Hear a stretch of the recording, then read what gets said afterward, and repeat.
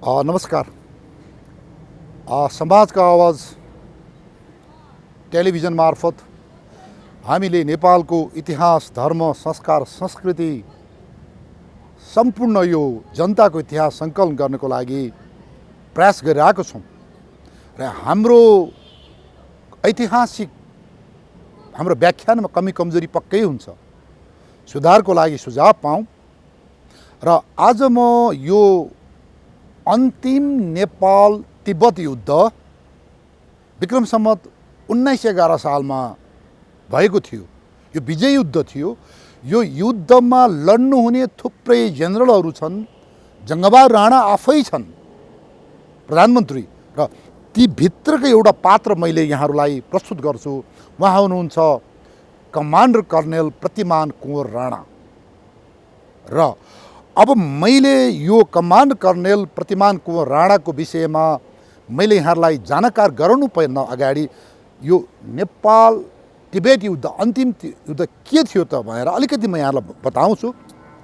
हो, आम नेपालीले बुझ्नुपर्छ, हामीले उत्तरसँग करिब पहिलाचोटि राजा बालक राजा रणबहादुर शाहको पालामा नायबी राजकुमार बहादुर शाहले खोलेको पहिलो युद्ध जुन केरुङको सन्धिले समाप्त भयो।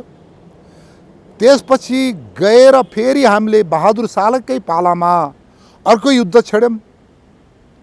त्यो युद्ध पछि गएर फेरि हामीले तिब्बतसँग मात्रै गरेका थियौँ। पछि गएर फेरि हामीले चाइनासँग लड्नु पर्यो युद्धले गर्दा। तेस्रो भयो दुईचोटि तिब्बतसँग। अब चाइनासँग यो युद्ध चाहिँ गएर चाइनासँगको युद्ध गएर यो बेत्रावतीको सन्धिले समाप्त भयो। अब त्यसपछि गएर धेरै समय पछिसम्म रहेको थियो युद्ध, भएको थिएन भन्दा फेरि गएर 1911 सालमा यो श्री 5 सुरेन्द्र विक्रम शाह राजा थिए र प्रधानमन्त्री जङ्गबहादुर राणा थिए। यिनको पालामा अन्तिम युद्ध भयो। यसरी हाम्रो पटक पटक, एक पटक चीनसँग, 3 पटक तिब्बतसँग भएको छ र यो हाम्रो व्यापारको कारणले भएको छ, जमिनको कारणले होइन है। फेरि व्यापारको कारणले, हाम्रो व्यापारीलाई उनीहरूले लुट्ने कारणले, पैसामा हाम्रो पैसा उता चल्थ्यो, उनीहरूको करेन्सी थिएन त्यहाँ। हो, चाइनिज र हाम्रो चल्थ्यो त्यहाँ भन्दाखेरि यो विभिन्न इस्युले चाहिँ युद्ध भयो र यो अन्तिम युद्ध चाहिँ अलिकति हाम्रो जमिनमा सीमावर्ती जमिनको कुरा पनि भयो। त्यसपछि यो भोटेहरू, यो भोटमा हामीले तिब्बतलाई भोट भन्थ्यौँ, त्यहाँ बस्नेलाई भोटे भनिन्थ्यो। जस्तो इन्डियामा बस्नेलाई मुगलान भन्थ्यो। इन्डियालाई त्यतिखेर मुगलान, यो मुसलमानहरूको राज्यलाई मुगलान भनौँ न। मुगल बादशाहहरूले राज गरेको हुनाले उनीहरूको स्थललाई मुगलान भनिन्थ्यो। भन्दा हामीले उतातिरलाई मुगलान्या भन्थ्यौँ, तिब्बतलाई हामी भोटिया भन्थ्यौँ। भन्दा यो भोटेहरूले नेपाली व्यापारीहरू जो हाम्रो सिगात्से, त्यसपछि गएर केरुङ, त्यसपछि गएर लासामा रहेका व्यापारीमाथि यिनीहरूले लुट्ने, चुट्ने, पिट्ने आदि इत्यादि गरिरहेका थिए। यो सिलसिलामा नेपाल सरकारले त्यहाँको तिब्बतको सरकारलाई ध्यानाकर्षण गरिरहेको थियो र उसले टेरेको थिएन। पछि हुँदा यो बेत्रावतीको सन्धिमा, हामीले चाइनासँग गरेको सन्धिमा हामीले नेपाल सरकारले चाइनाको बादशाह राजालाई सम्मान गरेर सेवा गर्नको लागि 5-5 वर्षमा हामीले एउटा सौगात लिएर टोली पठाउँथ्यौँ। त्यसलाई कन्क्रोयल मिसन भन्छ अङ्ग्रेजीमा। भन्दा यो चन्द्र शमशेरको पालासम्म पनि रहेको छ है मित्रहरू। यो आम नेपालीहरू भन्दा त्यो टोलीलाई, यो डिप्लोमेटिक टोलीलाई भनौँ, एउटा कुटनीतिक टोली थियो। यो नेपाल सरकारले कोही एउटा काजीलाई, मन्त्री स्तरको काजीलाई सौगात बोकाएर यहाँबाट 6 महिना लाग्थ्यो हामी पेकिङ पुग्नको लागि।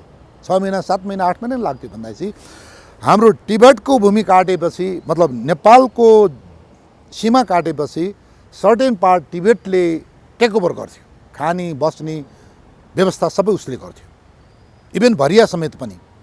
त्यसपछि टिबेट काटिसकेपछि जहाँबाट चीन सुरु हुन्थ्यो त्यसपछि चाइनिजहरूले टेकओभर गर्थ्यो, खाने बस्ने घोडा बग्गी के चाहिने उनीहरूले गर्थ्यो भन्दा यसरी हामी पेकिङ पुग्थ्यौँ।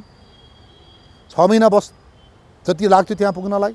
त्यसपछि 1-1.5 महिना थकै मारेपछि 2 महिना थकै मारेपछि त्यो टोली फेरि त्यसै गरेर नेपाल फर्कन्थ्यो भन्दा तर त्यो टोलीलाई यो मात्यका पात्यका भोटेहरूले तिनीहरूको सिपाहीले खाना दिँदैनन्, बाटोमा दुर्व्यवहार गर्छन्।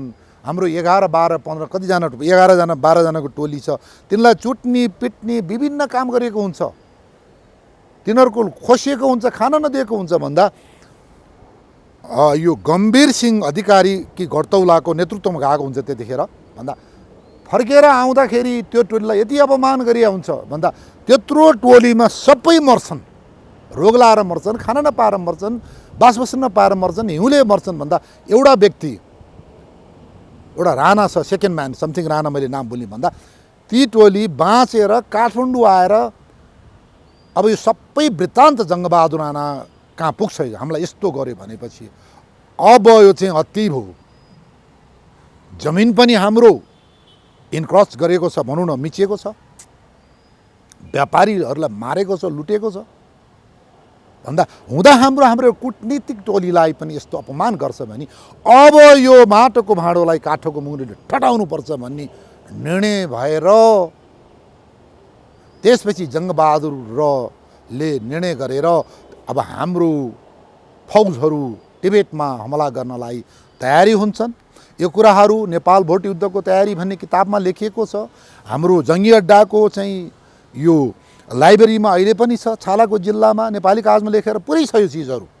अब हामी खोजेका छैनौँ चिजहरू भन्दाखेरि अब हामीले कुती भनेको यो अहिलेको खासा सिन्धुपाल्चोक चौतारा हुँदै जाने यो लिस्टीकोट दुगुनागढी खासा हुँदै हामी कुती जान्थ्यौँ, एउटा बाटो यो थियो।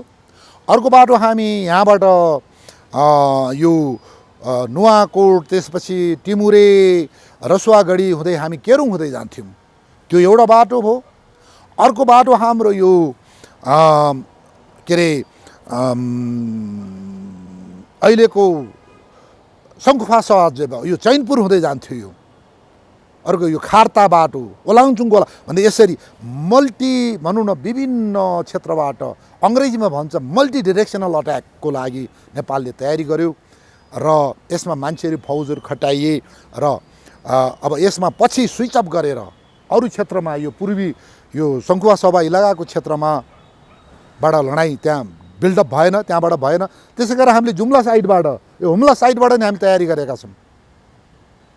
यो मानसरोवर साइडको कता हो यताबाट पनि गरे त्यहाँबाट नि भएन भनेपछि हाम्रो मेन हाम्रो लडाइँको डेभलपमेन्ट चाहिँ हाम्रो यो कुतीबाट र केरुङबाट भयो र केरुङबाट मिनिस्टर जेनरल बमबहादुर कुँवर राणाको नेतृत्वमा ठुलो फौज मार्च भयो र यतापट्टि जनरल यो कुती क्षेत्रबाट जनरल धीरशमशेर राणाको नेतृत्वमा ठुलो फौज मार्च भयो र यसरी हुँदाखेरि अब यो फौजको दुईतिरबाट लडाइँ जित्दै गइरहेका थिए र अब यो प्रतिमान कुँवर राणाका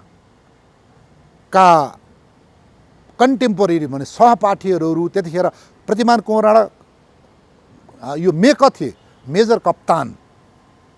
मेजर कप्तान भनेको उतिखेर नेपाली सेनामा कप्तानबाट मेजर कप्तान हुन्थ्यो, मेजर भन्ने पद थिएन, कप्तान मेजर कप्तान त्यसपछि कर्नेल हुन्थ्यो, लेफ्टिनेन्ट कर्नेल हुन्थ्यो भनेपछि मेजर पछि मात्र आएको भन्दा उनी मेजर कप्तान थिए। उनी सरह अरू पनि छन् जस्तो यो उनका सहपाठीहरूमा यो मेजर कप्तान प्रतिमान राणा भए। नेपालको इतिहासले चाहिँ यो प्रतिमान राणालाई प्रतिमान राणा मगरले प्रतिमान कुँवर हुने नि कुँवर राणा हुनुपर्नेमा नेपालका हाम्रो सैनिक इतिहास लेख्ने चाहिँ र अरू इतिहासकारले पनि प्रतिमान राणा मगर लेखिदिएका छन्। हेर्नुहोस् कति गल्ती छ, नेपाली सेनाले यो चाहिँ कहिले पनि छानबिन गरेन।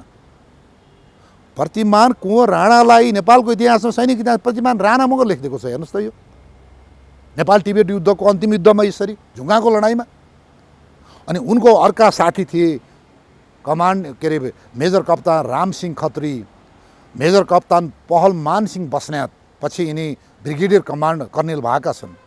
यो त्यसपछि गएर मेजर कप्तान सतराम खत्री आदि थिए। भन्दा अब मैले यो केरुङ एक्सिसबाट मिनिस्टर जेनरल बमबहादुर कुँवर राणाको नेतृत्वमा गएको फौजले धेरै युद्ध लड्नु परेको छ। धेरै ठुल्ठुलो किल्लाहरूमा 40,000, 30,000, 20,000, 10,000 फौज रहेका थिए भन्ने लेखेका। त्यस्ता त्यस्ता किल्लाहरूमा लड्दै लड्दै लड्दै लड्दै लड्दै गएका थिए र पछि नेपालीले जित्दै गइसकेपछि यही युद्धमा हो प्रधानमन्त्री जङ्गबहादुर राणा आफैले अर्को ठुलो फौज लिएर यो केरुङ हुँदै यिनी आए। यिनी आफैले लडाइँ लडे। हेर्नुहोस् है, नेपालको इतिहासका एउटा जङ्गबहादुर, कति सुरवीर थिए यिनी। यिनले यिनकै कारणले गर्दा पनि अन्तिम नेपाल भोट युद्ध जितियो। देशका प्रधानमन्त्री श्री 3 महाराजको हेर्नुहोस्, यति मात्र होइन, यिनले यसको 3 वर्षपछि 1914 सालमा यिनले भारतमा भएको सिपाही विद्रोहमा त्यस्तै गरेर 13-14-15,000 फौजको 14,000-15,000 फौजको नेतृत्व गरेर लडाइँ लडेको छ। हेर्नुहोस्, राजा पृथ्वीनारायण शाहले यस्तै गरेर गरे। 12-13वटा लडाइँमा उनले लडेका छन्। उनका छोरा बहादुर शाहले लडेका छन्। उनका भाइहरू दलजित साहब, मोहम्मद कीर्ति शाह, यो लगायत यो चाहिँ सबैले लडेका छन्। हेर्नुहोस्, यी वीरहरू थिए। भन्दा अब गएर यो जेनरल मिनिस्टर बमबहादुर राणाको नेतृत्वको फौजले यो लड्दै लड्दै लड्दै लड्दै गइसकेपछि अब यो झुङ्गामा छ। झुङ्गाको किल्ला भनेको 12-13,000 बढे फौजहरू बसेका थिए यसमा। यसलाई फोर्न सकिएन। सुरुमा धेरै नेपाली मरे, तर अब यिनको जिम्मा दिए यो जेनरल मिनिस्टर बमबहादुर राणाले। बमबहादुर राणा पछि प्रधानमन्त्री भए नेपालका। भन्दाखेरि अब यिनको नेतृत्वमा ठुलो लडाइँ भयो मेजर कप्तान प्रतिमान कुँवर राणाको नेतृत्वमा। अब हुँदाखेरि नेपाली थुप्रैको चाहिँ ज्यान पनि गयो। भन्दा अब सुन्नुहोस्, यिनले कसरी जितेको भन्ने कुरा यो पूर्णिमा भन्ने एउटा ऐतिहासिक पत्रिका छ, नयराज पन्तज्यूले सुरु गरेको। पूर्णिमाको चाहिँ 77 अङ्कको यो पृष्ठ 35 र 62मा हेर्नु होला यहाँले के लेखिएको छ। यो प्रतिमान कुँवर राणाको विषयमा झुङ्गामा दुश्मनको धेरै फौज आई, झुङ्गा किल्लामा भर्याङ लगाई, दुश्मन किल्लाभित्र पस्दा दुश्मनको किल्लाभित्र पस्दा है मेजर कप्तान प्रतिमान कुँवर राणाजीले 1500-1600 दुश्मनलाई कत्ल गरी भनी मारी 1 कोस लगारेछ। म फेरि दोहोऱ्याएँ, झुङ्गामा दुश्मनको धेरै फौज आई, झुङ्गा किल्लामा बसेका थिए, त्यो भित्र भर्याङ लगाई दुश्मनको किल्लाभित्र पसी मेजर कप्तान प्रतिमान कुँवर राणाजीले 1500-1600 दुश्मन कत्ल गरी 1 कोस लगारेछ। यो चाहिँ जनरल वीर शमशेर कुँवर राणाले लेखेको डायरीको अभिलेखमा यो चिजहरू उहाँले सिफारिस गरेको छ। पछि उहाँलाई कर्नल दिनको लागि, जङ्गबहादुर श्री 3 महाराजलाई दिनको लागि यो कुरा लेखिएको छ। ल तपाईँ यो कुड इमेजिन इट। एउटा व्यक्तिको नेतृत्वमा हो, एकजनाले लडेको पक्कै होइन, तर जहिले पनि हामीहरूको उतिखेरको चलनमा हामी मेन कमान्डर अगाडि लाग्थ्यो।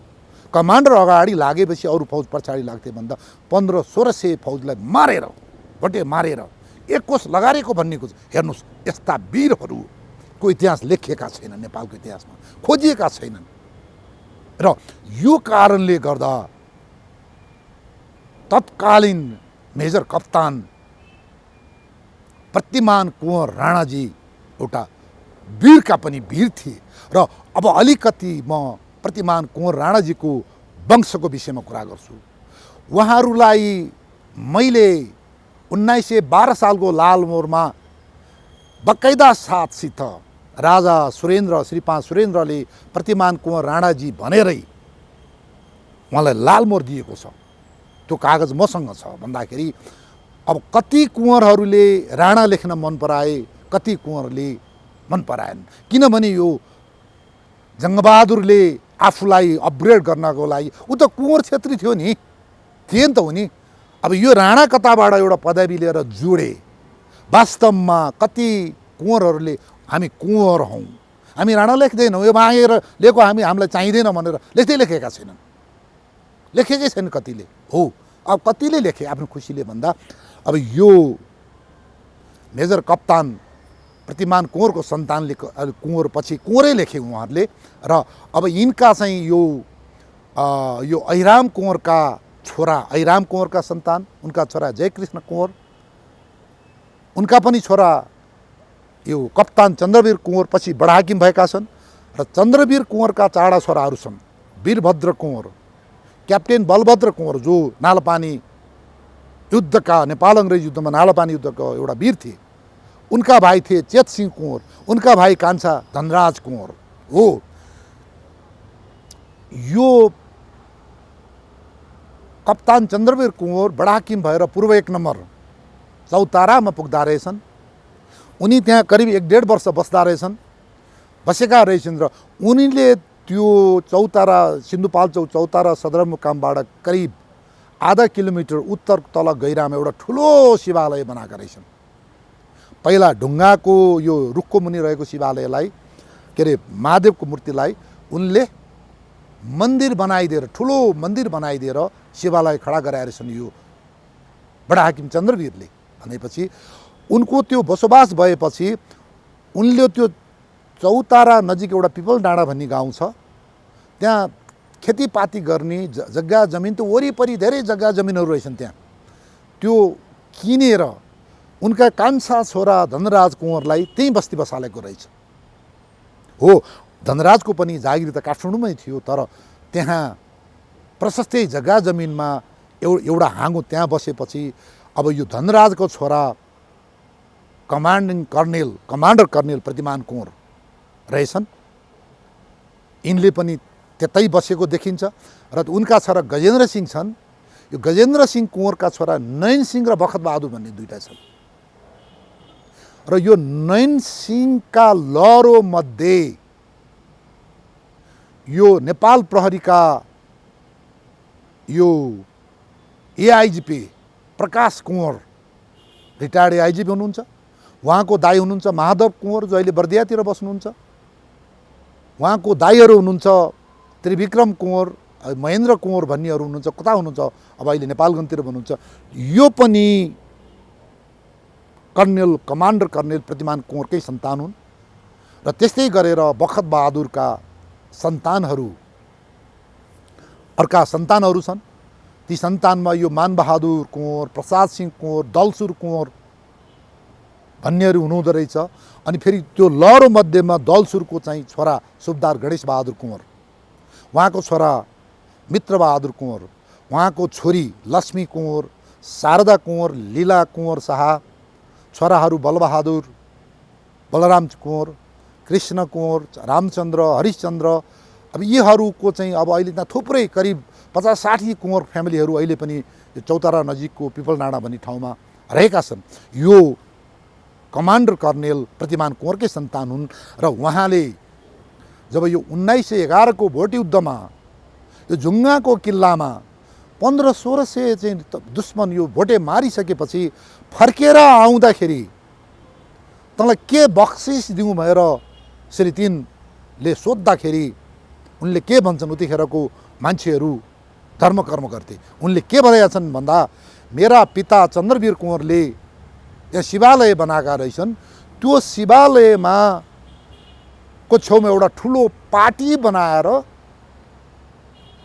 गुठी राख्न पाउँ सरकार भनेपछि उनले त्यहाँ पार्टी बनाएर त्यहाँ थुप्रै से धानको हुने खेतहरू यो उद्देश्य गुटिरहेछ र उनले ठुलो त्यो चाहिँ बाटो के थियो भन्दा काठमाडौँ यो सिपा इन्द्रावती सिपा चौतारा यो कप्तान पार्टी यो जलबिरे हुँदै लिस्टिकोट हुँदै यो खासा कुती पुग्ने त्यो एउटा ट्रेड रुट थियो भन्दा त्यो ठाउँमा धेरै भोटेहरू नेपालीहरूको बास बस्थे भन्दा त्यहाँ पानीको सुविधा बास बस्ने सुविधा हुनुको लागि उनले एउटा पार्टी बनाए।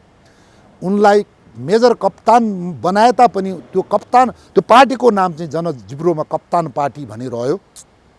त्यो कप्तान पार्टी अहिले पनि फेमस छ त्यहाँ। र अब अहिले त्यो भैँचालोले कप्तान पार्टी हामीले हेर्न गयौँ। महादेव मन्दिर पनि शिवालय पनि त्यो चन्द्रवीर कुँवरले बनाएको शिवालय पनि भत्केको छ, कप्तान पार्टी पनि भत्केको छ। र यसरी अहिले त्यो ठाउँमा स्थानीय व्यक्तिहरूले इन्क्रोच गरेर अतिक्रमण गरेर घर बस्ती बनाएको देखियो। त्यो कप्तान पार्टी सिन्धुपाल्चोक चौताराको नजिकै त्यो देउरालीपट्टि झर्ने ठाउँमा रहेको कप्तान पार्टी त्यो एउटा नेपाल तिब्बत युद्धको वीरताको चिनो थियो। हामीले पहिला टेलिभिजनमा पनि प्रसारण गरिसकेका छौँ। यसलाई चाहिँ जोगाउनुपर्छ भन्ने हाम्रो मान्यता रहेको छ। यसरी नेपाल तिब्बत युद्धका होनहार वीर योद्धा यो कमान्डर कर्णेल प्रतिमान कुँवर राणाप्रति म सम्मान गर्छु, सलाम गर्छु।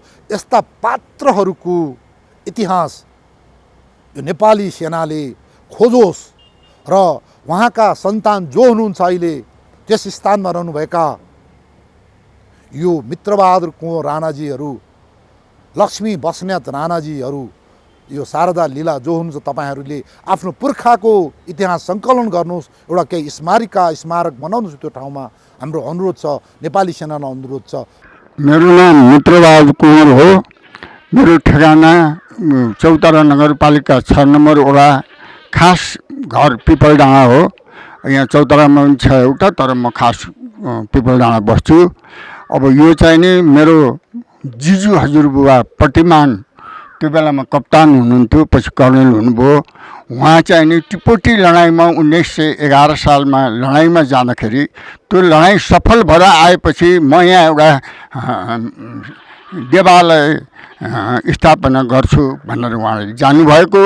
लडाइँ उहाँ गएपछि एकदम सफल भएर लडाइँ टिपोटीसँग जितेर फर्केपछि चाहिँ उहाँले 1911 सालमा चाहिँ नि यो शिवालयको स्थापना गर्नुभयो। र यहाँ पार्टी पनि थियो। त्यो पार्टी चाहिँ नि यो भूकम्पबाट पार्टी भत्क्यो। पार्टीको त्यति आवश्यक पनि अहिले भएन। ओहोरदोहोर गर्थे टिपोटीहरू, सारा ओहोरदोहोर गर्थे, यहीँ बस्थे, यहीँ खान्थे अनि हिँड्थे। अब अहिले त्यसरी ओहोरदोहोर गर्ने पनि भएन, गाडीबाट सबै चल्ने हुनाले त्यो भत्केको पार्टीले चाहिँ अहिले आवश्यक नपरे हुनाले हामीले मर्मत गरेका छैनौँ, बनाएका छैनौँ।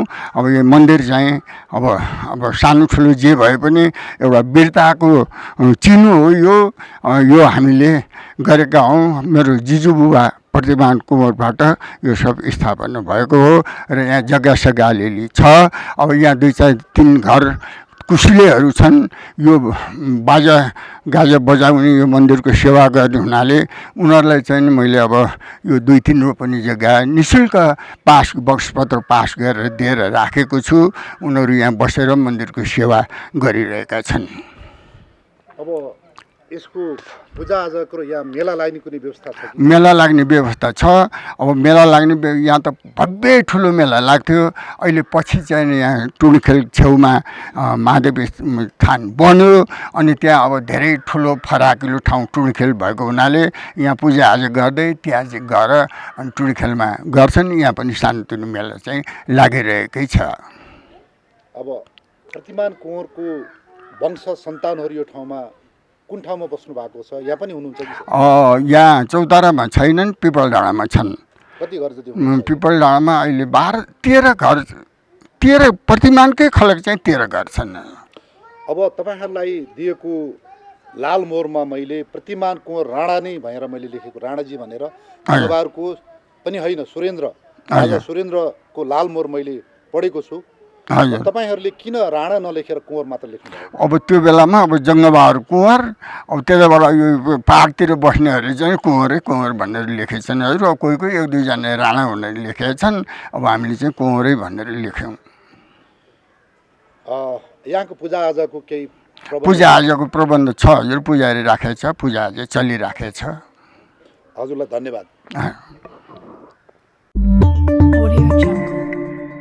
समाजको आवाज.com